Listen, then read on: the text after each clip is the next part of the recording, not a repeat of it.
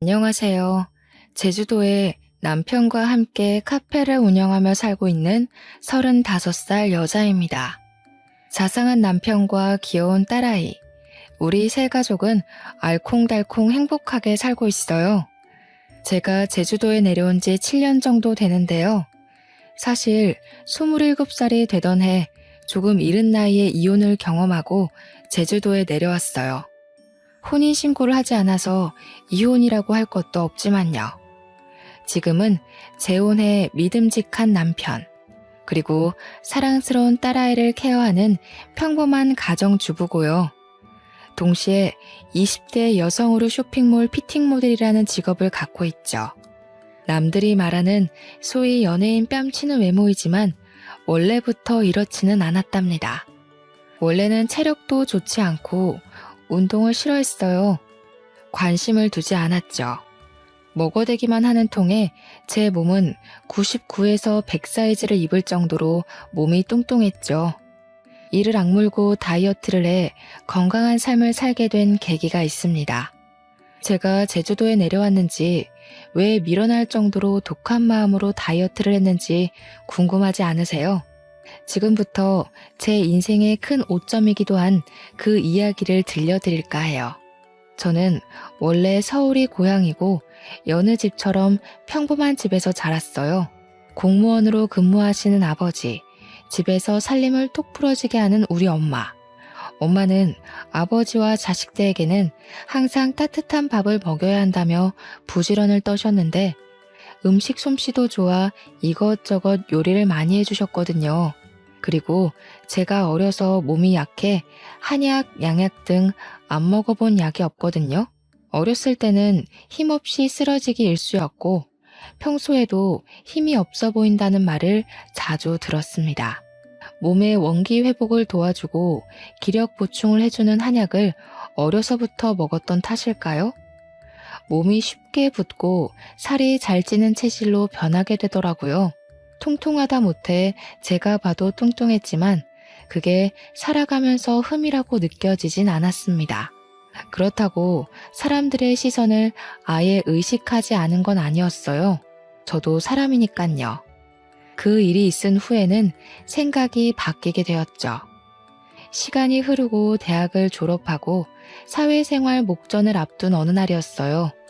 엄마와 장을 보러 동네 마트를 다녀오던 길에 저는 극심한 복통에 시달리게 되었습니다.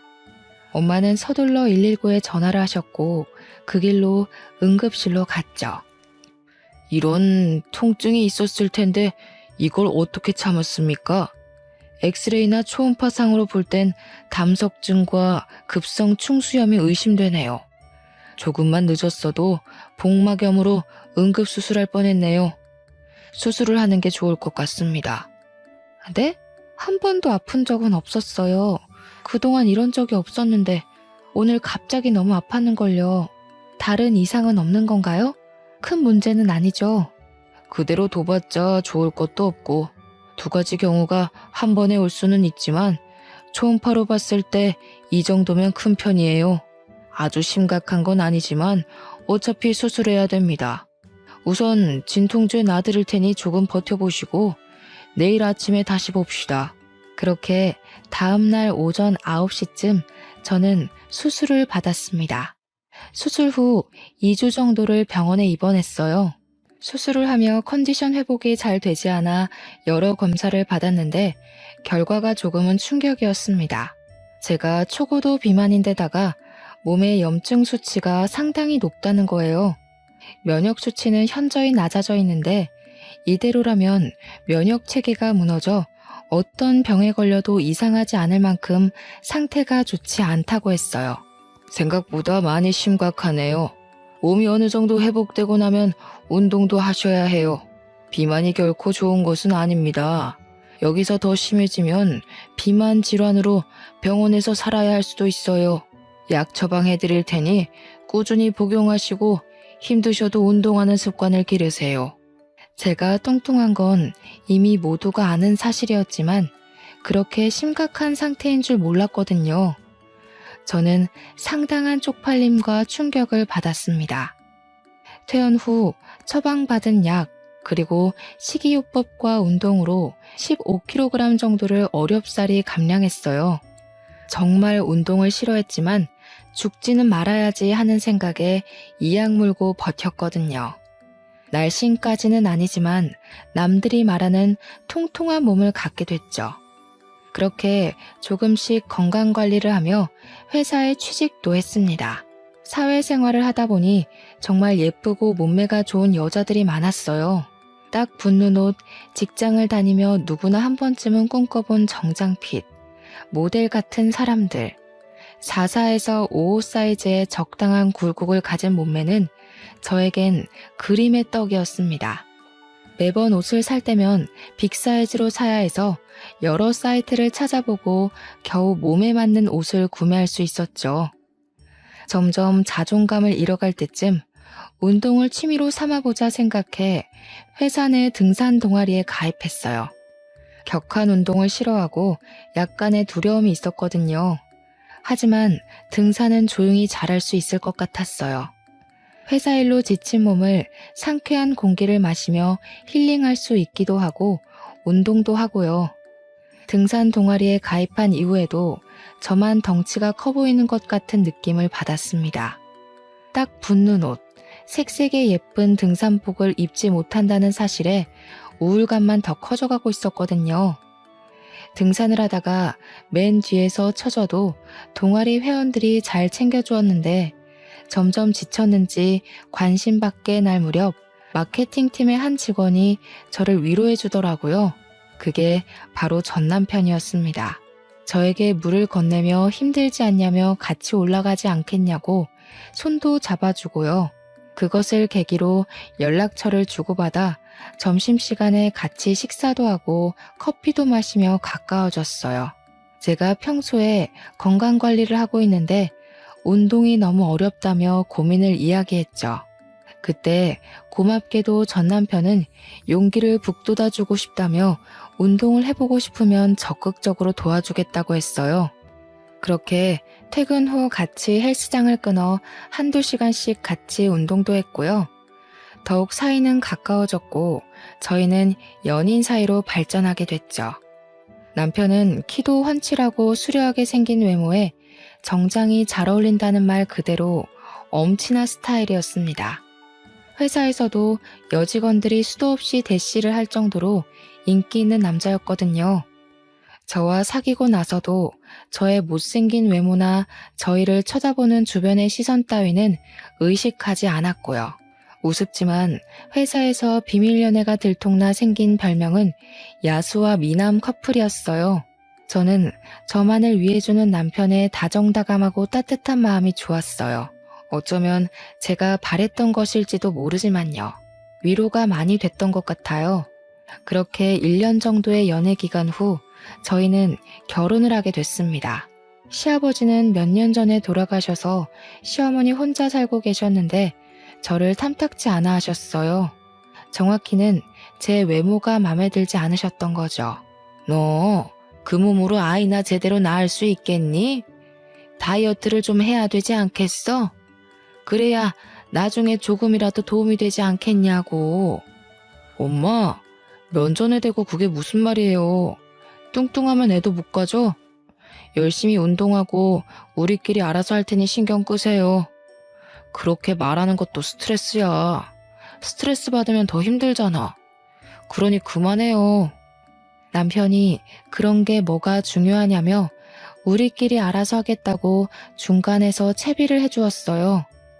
서로 난감한 상황이었지만 남편 덕분에 무사히 모면할 수 있었죠. 결혼식을 올린 뒤 회사 근처 오피스텔에 살았는데요. 어느 정도 돈을 모아 대출을 껴 작은 평수의 아파트를 마련하게 됐습니다. 제 친구들과 남편의 직장 동료들을 불러 집들이를 하기로 했죠. 맛있는 음식을 먹으며 분위기가 무르익다 보니 술이 모자랐어요. 저는 잠시 집 앞 마트에 다녀온다고 하고 옷가지를 챙겨 나갔죠. 지갑을 두고 와 다시 집으로 올라갔는데 현관 앞에서 그대로 멈출 수밖에 없었어요. 술이 조금 들어간 상태고 늦은 시간이어서 제 친구들은 먼저 집으로 갔고요. 남아있는 남편 친구들이 대화를 하는데 화가 나기보다는 비참한 기분이 들었거든요. 야, 도영아, 이제 좀 솔직해져봐. 재수씨도 없고 우리끼리 있는데 너 마음에도 없는 결혼하고 지금 이 생활 만족하냐? 솔직히 재수씨 착한 거 빼면 볼 거 없잖아. 뭘 보고 결혼했어? 맞아.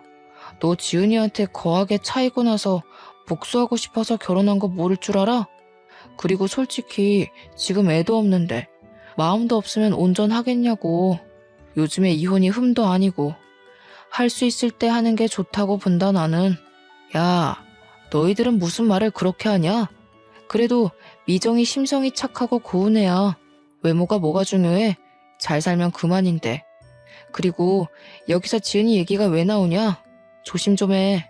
말 나온 김에 조금 더 솔직해져 봐. 너 솔직히 지은이 아직도 못 잊고 있잖아. 아직도 연락하고 지내는 거 다 알아. 준규가 그러더라 임마. 결혼한 놈이 전 여자친구한테 미련 남아서 연락하는데 보기 좀 그렇다고. 그래, 그건 애들 말이 맞아. 결혼한 놈이 다른 여자랑 연락하는 게 말이 돼? 더군다나 그 여자가 전 여친이면 더더욱 안 되지.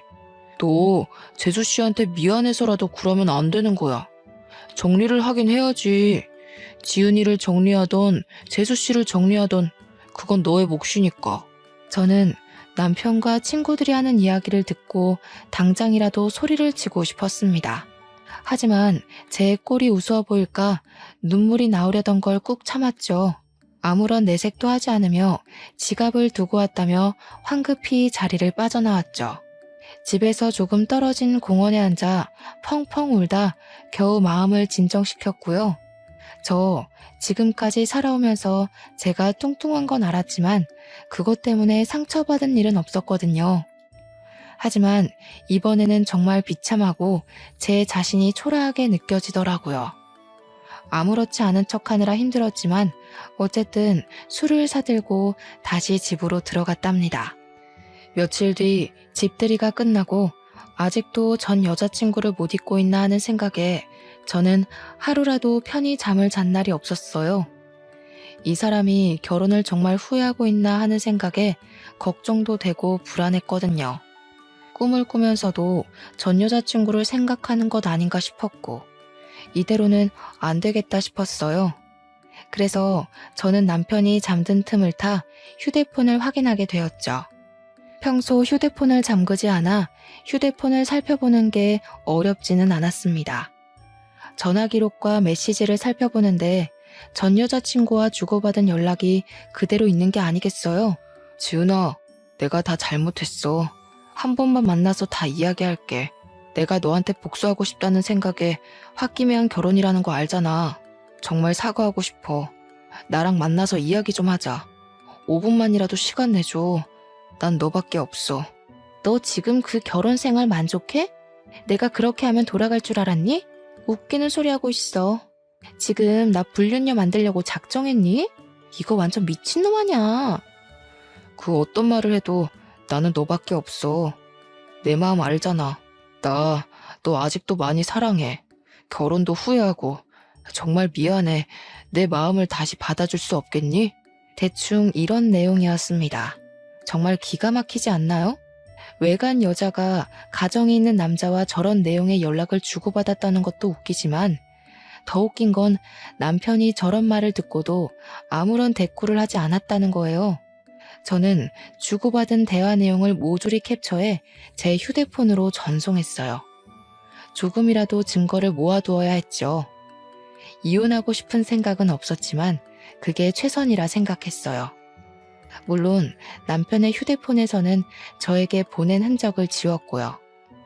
혹시나 해서 사진첩도 봤는데 아니나 다를까 그 여자와의 흔적이 남아 있었습니다. 심지어 그 여자의 번호는 내 짝꿍 하트로 저장되어 있는 게 아니겠어요?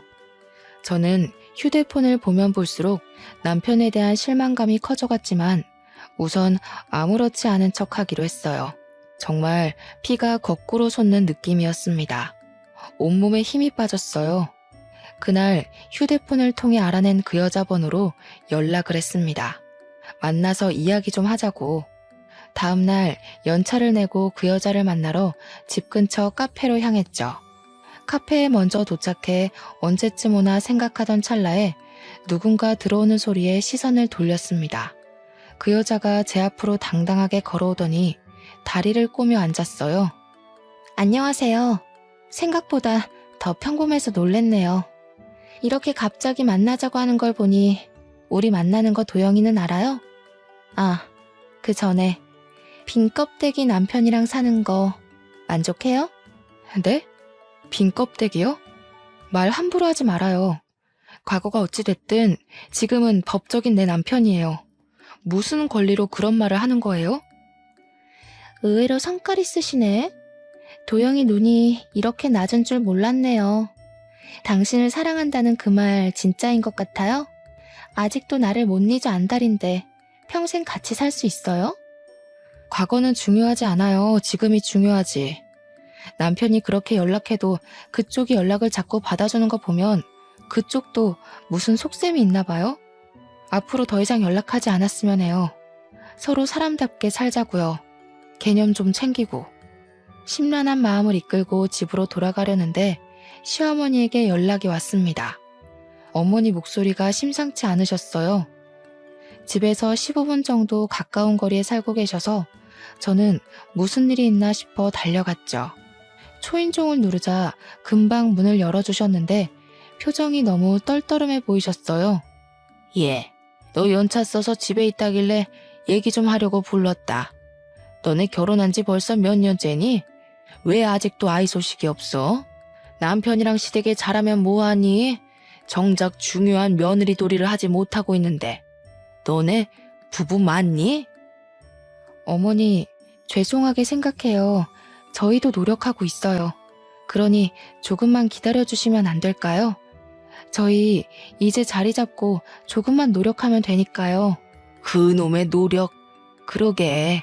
내가 결혼 전부터 다이어트 하라고 하지 않았니? 내가 남자여도 너 보기 싫을 것 같다 얘. 누가 그런 몸뚱이를 좋아한다니? 그렇게 다이어트를 하라고 말을 했는데 듣지를 않으니 원. 미련 곰탱이도 아니고 정말. 어머니, 그래도 말씀을 너무 그렇게 하지 않으셨으면 좋겠어요. 저도 노력하고 있고요. 아이는 하늘이 점지해 주시는 거라는데 조급해봤자 좋을 게 없다고 생각해요.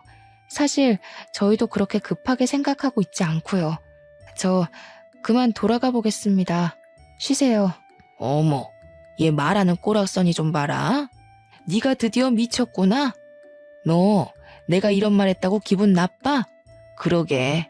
내가 진작에 하란 대로 했으면 이런 일도 없잖니. 지나가는 사람들 붙잡고 물어봐라. 너의 그 뚱뚱한 몸을 누가 좋아하는지. 안 그래도 심란했는데요. 시어머니의 말을 듣고 제대로 빈정이 상해버렸어요. 남편에 대한 배신감과 그 여자에 대한 분노, 그리고 시어머니에 대한 원망으로 가득 찼고 저는 그날로 운동을 하기로 마음먹었습니다. 저도 직장을 다니는 터라 주간에는 근무를 해야 했어요. 그래서 새벽에 2시간 정도 일찍 일어나 스트레칭과 조깅을 했습니다. 퇴근 후에는 남편과 다니던 헬스장에 1:1 PT 이용권을 끊어 운동을 했고요. 남편은 제가 운동을 한다니 적극적으로 도와준다더군요. 거절할 이유가 없던 저는 건강관리를 한다는 명목하에 다이어트 한약과 온갖 영양제를 몸에 쏟아붓기 시작했어요. 그리고 약간의 성형을 했고 철저한 식단 관리와 운동을 병행했죠. 악착같이 노력한 결과 1년 정도의 기간 동안 30kg 감량이라는 쾌거를 이룰 수 있었습니다. 소위 말하는 연예인 뺨치는 외모와 몸매를 갖게 됐죠. 처음에는 저를 바라보는 시선이 부러웠지만 점점 자신감을 되찾으며 당당해지기 시작했어요. 지금까지 도와준 남편이 고마웠지만 시어머니의 모욕적인 말과 제가 당했던 굴욕들, 그것을 생각하면 화가 치밀어 올랐어요. 용서도 안 됐고요. 저는 이미 남편을 미워하고 있었고 받은 수모만큼 대갚음해줘야겠다는 생각만 했습니다. 여전히 남편은 전 여자친구와 연락을 주고받고 있었거든요. 동창 모임이 있다며 나갔다 오면 꼭 외박을 했는데 안 봐도 비디오지 않나요? 이미 저로서는 남편에 대한 신뢰가 땅에 떨어질 대로 떨어진 뒤였죠.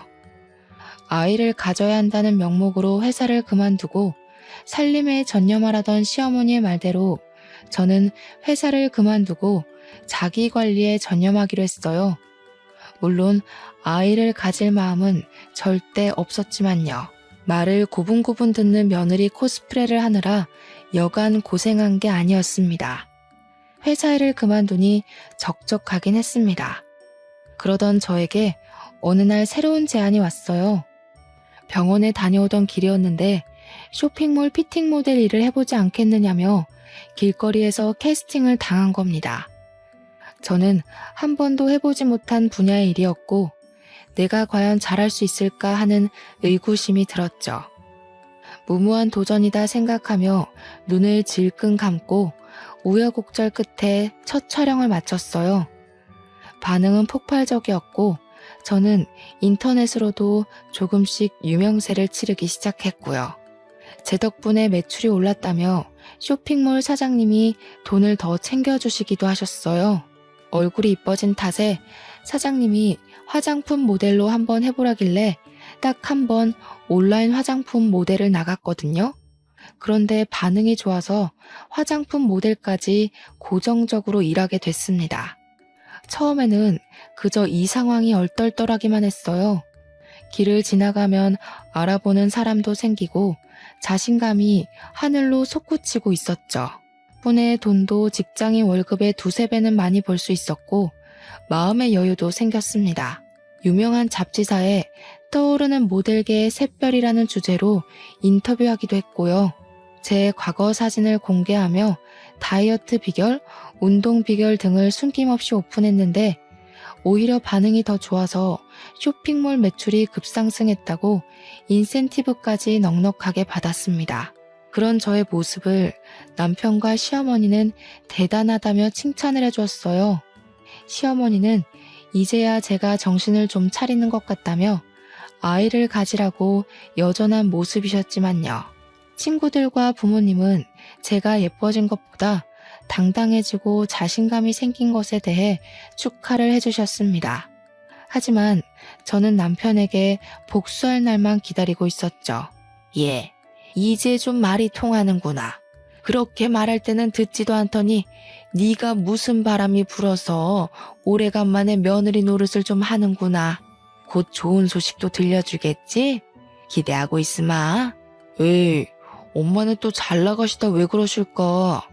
아이 문제는 우리가 알아서 할 테니 엄마는 그저 지켜보기만 하시라니까는. 우리 걱정 말고 엄마 끼니나 잘 챙겨 드시고 그러세요. 엄마 그거 오지랖이다. 이놈 새끼가 엄마한테 말버릇이 그게 뭐야? 시애미가 돼가지고 그 정도 말도 못하고 산다냐? 알아서 잘 하겠다마는 그래도 어른이 노파심으로 얘기를 하는데. 아무튼 좋은 소식 기다리고 있으마. 사실 이제 와서 말씀드리지만 그때 남편과 저는 혼인신고를 하지 않은 상태였거든요. 왜냐하면 집을 구매해서 세금 문제로 1년 정도만 더 있다가 혼인신고를 하자 합의를 했어요. 물론 양가 부모님에게는 비밀로 했고요. 혼인신고를 안 했다고 하면 그게 말이 되냐며 노발대발 하셨을 옛날 분들이셨거든요. 저는 이제는 때가 된 것 같아 결심을 했습니다. 남편에게 그동안의 모든 일을 적어놓은 편지 한 통만을 남긴 채 짐을 싸서 친정으로 왔어요. 남편은 출장을 간 상태였고 전 그 사이에 모든 것을 정리하기로 결정했죠. 그동안의 일을 모두 부모님께 말씀드렸더니 부모님은 화를 내시기는커녕 한숨을 푹 쉬셨습니다. 솔직히 화를 내실 줄 알고 조금 긴장했었거든요. 오히려 부모님은 제 결정이 그렇다면 믿어주겠다고 응원을 해주시는 게 아니겠어요? 저는 부모님께 죄를 짓는 것 같고 불효를 저지른 것 같아 가슴이 찢어지는 것 같았어요. 그러기도 잠시 남편이 출장 갔다 돌아왔는지 전화에 불이 나기 시작했습니다. 남편의 시어머니까지 전화기를 꺼둔 탓에 부모님 휴대전화에도 불이 나기 시작했죠. 연락이 닿질 않자 친정에 찾아온 남편은 한 번만 만나달라며 애원하기 시작했어요. 친정 부모님께도 혹시라도 찾아오면 절대로 문 열어주지 말라고 채비해 놓았고요. 미정아, 이러지 말고 만나서 얼굴 보고 이야기하자 제발. 갑자기 이러는 이유가 뭔지 모르겠어. 나 지은이랑 아무 사이도 아니란 말이야. 네가 오해하고 있는 것 같은데 내가 전부 다 설명할게. 제발 한 번만 만나줘. 며칠을 문전박대하며 만나주지 않았어요. 지치는 법도 모르는지 하루도 안 빼놓고 친정집에 오길래 이 짓도 못할 짓이다 싶고 부모님이 괜히 피해보시는 것 같아 집 앞 호프집에서 만나자고 했죠. 맨정신에는 제대로 상대할 수 없을 것 같아 단숨에 맥주 한 잔을 들이켰죠. 아니나 다를까 저를 본 남편은 불쌍한 척을 하며 되지도 않는 변명을 늘어놓더군요. 가만히 듣자 하니 정말 가증스럽고 역겨웠어요. 미정아, 너도 알잖아. 내가 널 얼마나 사랑하는지. 전 여자친구 때문에 널 만나서 결혼한 게 아니야. 물론 너를 처음 만날 땐 보여주고 싶은 마음은 있었어. 하지만 결혼은 정말 온전히 네가 좋아서 한 거야. 제발 날 믿어줘. 어떻게 하면 마음을 돌릴래? 뭐? 사랑? 웃기는 소리 하고 있네. 내가 무슨 마음으로 독하게 다이어트 했는지 알아? 이게 다 당신이랑 어머니 때문이라고. 아직도 모르겠어? 날 그렇게 무시하고 짓밟을 때는 언제고 이제 와서 사랑 타령이야? 그게 무슨 말이야? 사랑 타령? 그리고 왜 갑자기 여기서 엄마 이야기가 나와? 알아듣게 좀 이야기해. 엄마가 너한테 무슨 짓을 하기라도 했어? 왜 가만히 있는 우리 엄마까지 들먹여? 엄마가 애 낳으라고 한 것 때문에 그래? 어른이 그 정도 말은 하실 수도 있는 거지. 이 와중에 시어머니 이야기를 하니 발끈하며 감싸는 모습을 보고 그나마 남아있던 정도 뚝 떨어지더라고요. 지금 상황에서 누가 갑인지 모르는 것 같았어요. 어떻게 하면 저렇게 멍청한 말을 할 수 있을까 의구심이 들었죠. 저 같으면 무조건 미안하다고 싹싹 빌었을 건데 자기 엄마 편을 들고 앉아있는 꼴이라니 더 이상 말할 가치가 없었습니다. 도영씨, 아직 정신 덜 차렸구나. 나랑 결혼 생활하면서 그 여자한테 찝쩍거린 건 뭔데? 지금까지 연락 주고받는 거 내가 모를 줄 알았어? 내가 바보니? 너 집들이 하던 날 친구들이 하는 소리 듣고 가만히 있더라? 내가 그때 얼마나 비참했는지 알아? 네가 알기나 하냐고. 아니 그게 아니라 미정아, 내가 이렇게 빌게. 나 한 번만 봐주라. 솔직히 결혼 전엔 네가 못생겨서 정이 안 생겼어. 그건 인정해. 그런데 결혼하고 네가 환골탈태한 모습을 보니 생각이 달라지더라고. 이건 어쩔 수 없는 남자의 본능이야. 그러니 이해해 줄 수 없겠어? 본능? 본능 같은 소리 하고 있네. 당신 미쳤구나 진짜? 내가 그 여자 대용이었어? 내가 재활용품이니? 날 고작 그런 취급하려고 나랑 만나서 결혼까지 한 거야? 그래, 이제 이뻐지니까 나한테 조금 미련이 생겼나 보지? 그러게, 처음부터 엄마가 살 빼라고 했으면 내가 지은이한테 연락할 일은 없지 않았겠어? 이건 너도 잘못이 있는 거야. 그러니 우리 서로 좋은 게 좋은 거라고 다시 예전으로 돌아가자, 어? 나랑 살면서 그 여자한테 찝쩍댄 거? 이해한다 쳐. 그래, 1000번이고 10,000번이고 이해해줄게. 너 차여서 나한테 들러붙은 거라며? 그럼 이해하기가 조금 쉽겠네.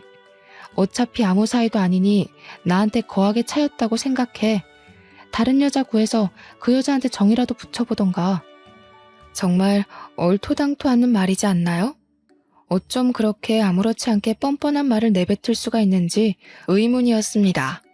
머리를 열어 속을 들여다보고 싶었어요. 저는 제가 고작 그딴 취급을 받았다는 사실에 화가 머리 끝까지 났죠. 제 앞에 있던 맥주잔을 들어서 남편 얼굴에 확 부어버리고 소리치고 나왔어요. 너 따위 때문에 뺀 내 살들이 아까워.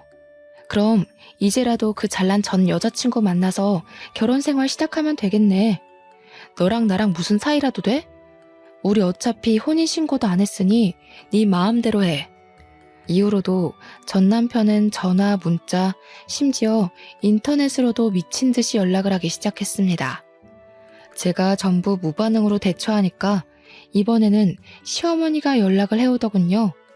얼굴 보며 만나서 이야기하자는 말에 드러나 보려고 시댁 근처 카페로 갔죠. 카페에 들어가기 전 앉아있는 시어머니를 가만히 쳐다봤어요. 딱 봐도 어떻게 구슬려야 애가 돌아올까 하는 표정이 한눈에 봐도 느껴집니다. 저는 더 이상 휘둘리지 않을 자신이 있었기에 마음을 가다듬고 당당하게 카페 안으로 들어섰어요. 여차하면 머리채도 잡히겠구나 각오하고 예상하면서요. 잘 지내셨죠?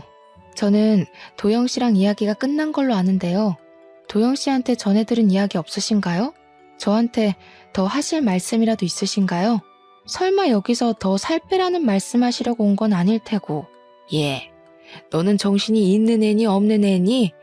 이혼이 그렇게 쉽니? 어떻게 종이에 띡 몇 자 끄적여 놓고 집 나가서는 이혼하자는 말이 그렇게 쉬워? 부부싸움은 칼로 물베기라지만 그래도 네가 이러면 안 되는 거야. 솔직히 네가 진작에 관리하고 남자 마음을 사로잡을 줄 알았으면 이런 일도 없었다. 쉽냐고요? 저한테는 쉽죠. 어려울 것도 없는데요. 말이 나와서 얘기하는데요. 도영 씨랑 저 어차피 혼인신고도 안 한 사이인데요. 그냥 사귀다가 헤어진 거죠. 아니, 정확하게 말하자면 제가 도영 씨를 찬게 되나요? 제가 혼인신고를 안 했다는 말을 하니 시어머니의 표정이 굳더군요. 정말 모르셨던 눈치였어요. 저야 그렇다 치지만 헤어진 마당에 얘기는 했어야 하는 거 아닌가요? 물론 저는 아쉬운 것 없었지만요. 도영 씨가 혼인신고 이야기는 안 했나 보네요. 어머니, 아니, 아줌마, 뭔가 대단히 착각하고 계시나 본데 우리 아무 사이 아니거든요? 저한테 이래라 저래라 하지 마시고요. 댁내 아드님 간수나 잘하세요. 뭐? 아줌마? 야, 너 말 다 했어? 그래도 내가 너 시어머니였던 사람인데 어떻게 뭐? 아줌마? 나 참 기가 막혀서. 너 가정교육을 그렇게 받았니? 네 부모가 그렇게 가르치던? 못생긴 거 잘난 우리 아들이랑 결혼시켜줬더니 은혜도 모르는 이 배은망덕한 것. 진짜 뭘 모르는 건 아줌마예요. 저기요, 댁 아드님이 나랑 같이 살면서 전 여자친구한테도 빌빌거린 거 모르세요? 나한테 와서 이럴 게 아니라 아드님을 잡으셔야지. 그리고 뭐? 교육? 그럼 그쪽은 교육을 참 잘해서 결혼하면 다른 여자한테 찝쩍대라고 가르쳤나? 앞으로 한 번만 더 연락하면 나도 가만히 안 있어요. 알겠어요? 아니, 얘는 뭘 그런 걸 가지고. 그러지 말고 내가 다 잘못했으니 다시 올라오거라. 도영이 어디에 한눈 못 팔게 잘 잡고 있을 테니까 나 믿고 다시 시작하자꾸나. 내 약속하마. 한 번만 더 찾아오면 간통죄던 상간녀 소송이던 고소할 겁니다. 정신적 피해 보상까지도요. 혼인신고만 안 했지 주변 사람들은 이미 결혼식 왔다 갔고 집들이도 했고 집도 같이 샀고 그 사람들이 다 증인이에요. 어디 한번 물어볼까요? 버젓이 아내가 살아있는데 전 여자친구 못 잊어서 만나러 다니는 불륜남 어떻게 처리할지? 아니 미정아, 무슨 말을 그렇게 하니? 그러지 말고 내 이야기 좀 들어보렴. 내가 조금 전에는 흥분해서 막말을 했어. 실수했다가 서로 살아가면서 실수를 한 번쯤 하길 마련이야. 서로 이해하며 넘어가 줄 수는 없겠니? 친척들 얼굴은 어떻게 보고 또 도영이가 망가져가는 꼴을 나더러 어떡하라는 소리니? 그건 아줌마가 알아서 하셔야죠. 그것까지 제가 신경 써야 될 이유가 있나요? 저한테 그렇게 살 빼라 애가져라 했던 분은 어디 가셨어요?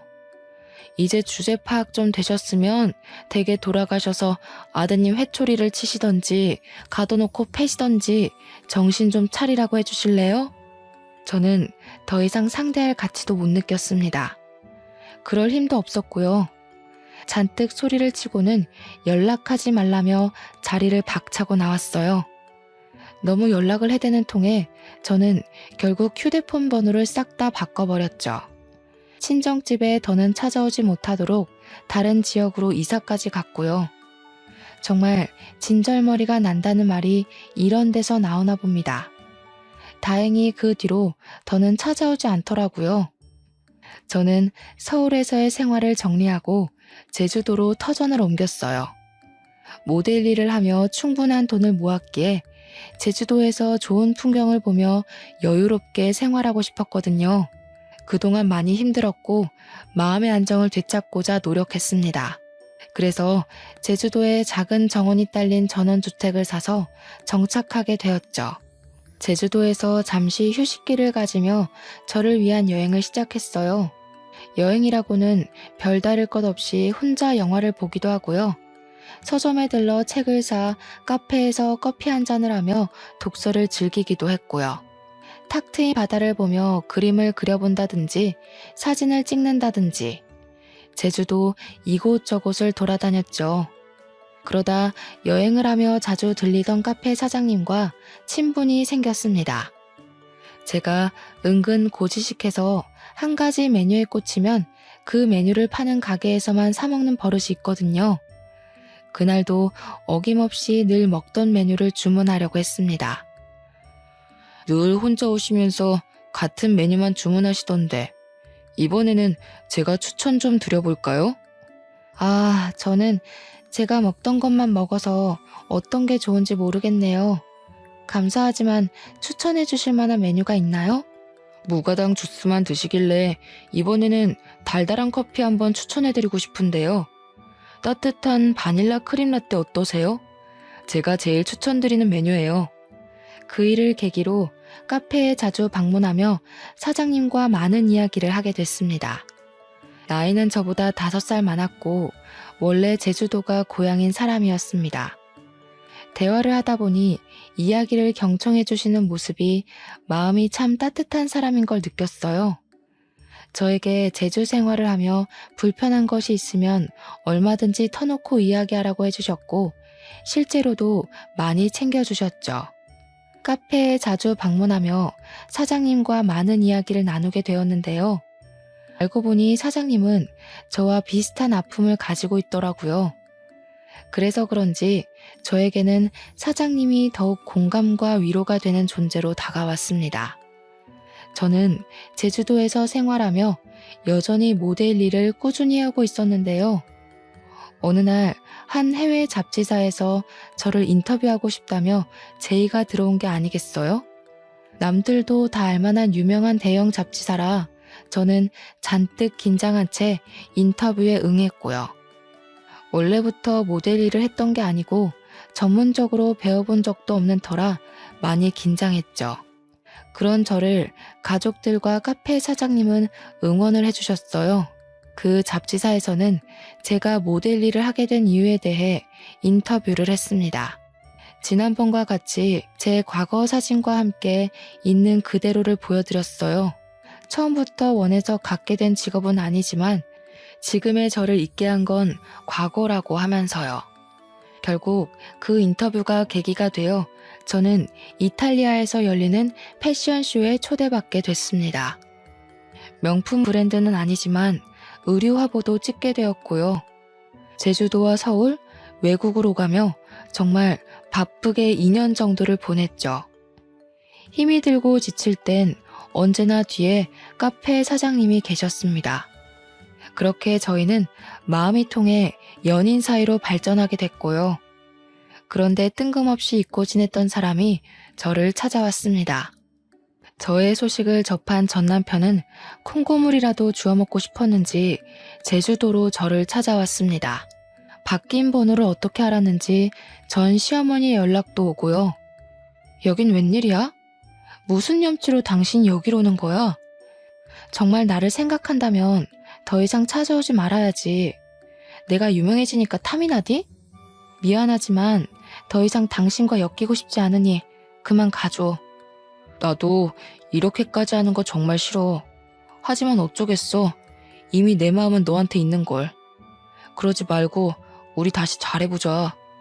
어머니도 그걸 바라시고. 같이 서울로 가서 예전처럼 행복하게 잘 살자, 미정아. 결국 아쉬워서 온 거겠지. 내가 예뻐지고 돈 많이 벌고 유명해지니까 그제야 며느리 취급하고 싶으시다던? 너는 또 뭔데? 난 더 이상 너희들 상대할 가치를 못 느끼겠으니까 험한 꼴 당하고 싶지 않으면 당장 꺼져. 뭐? 험한 꼴? 너희들? 너 정말 이렇게 나올래? 너 그 카페 사장이랑 무슨 사이야? 너 나 몰래 남자도 만났어? 이거 안 되겠네. 오냐오냐 해줬더니 아주 끝까지 기어오르네. 너야말로 험한 꼴 당하고 싶어? 좋은 말 할 때 순순히 내 말대로 해.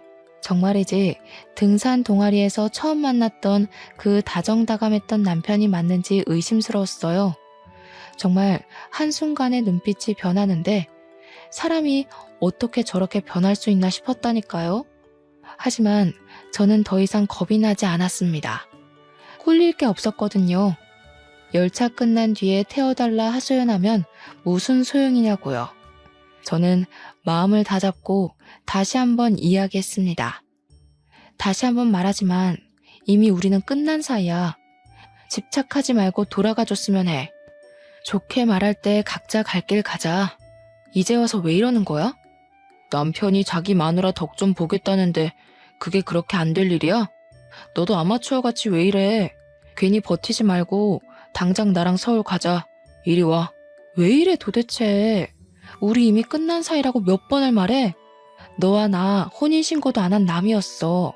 아니, 남보다 못한 사이였지. 일말의 양심이라도 있으면 이렇게 찾아오면 안 되지. 이거 놓으라고.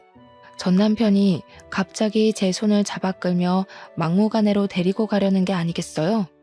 정말 이러다 무슨 일이 나겠다 싶었습니다.